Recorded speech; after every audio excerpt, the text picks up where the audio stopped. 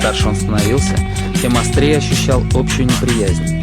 Она проявлялась по-разному у детей и у взрослых, но в какой-то момент окружила его плотной стеной одиночества.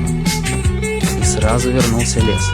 Навалился, задышал в уши, закопал в мох и в сухие листья, спрятал и убаюкал тихими песнями свистунов.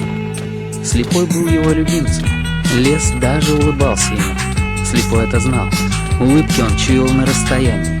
Обжигающие, липкие и острозубые, мягкие и пушистые.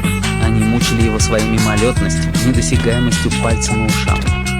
Улыбку нельзя поймать, зажать в ладонях, обследовать миллиметр за миллиметром. Запомни. Они ускользают, их можно только угадывать.